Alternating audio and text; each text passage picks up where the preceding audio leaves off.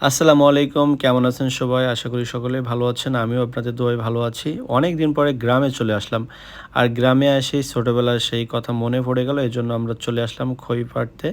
আপনারা এই ফলের নাম কি অবশ্যই কমেন্ট করে জানাবেন। তারপরে হচ্ছে আমরা নানার বাড়ি আসছিলাম এবং সেখানে হচ্ছে কাঁচা আম এবং পাকা আম ২ টা হচ্ছে আমাদের দেওয়া হয়েছিল এবং সেটা আমরা খেয়েছিলাম।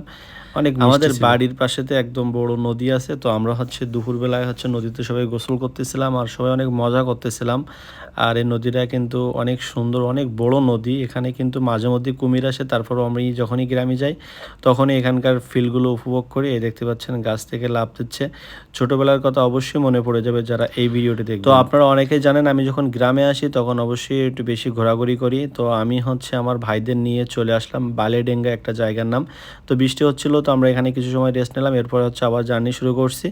তো আমরা একটা লিচু বাগানে আসলাম অনেকক্ষণ খোঁজাখুঁজি করার পরে, কারণ আমরা হচ্ছে লিচু কিনতে আসছিলাম এবং এখানে একটা গাছ দেখলাম এত পরিমাণ কাঁঠাল হয়েছে, মাশাআল্লাহ অনেক কাঁঠাল হয়েছে। আর এখানকার লিচুর দাম কিন্তু অনেক কম, আপনার ১ থেকে ২ টাকা। এই ভিডিওতে সবথেকে গুরুত্বপূর্ণ যে বিষয়টা সেটি হচ্ছে আমি কিন্তু ধান চাষ করা থেকে শুরু করি, সকল ক্ষেত্রে ধান কাটা, লাগানো এবং ধান বওয়া, মাড়াই করা সব কিছুই কিন্তু পারি। এই ভিডিওতে আপনাদের একটু তুলে ধরলাম।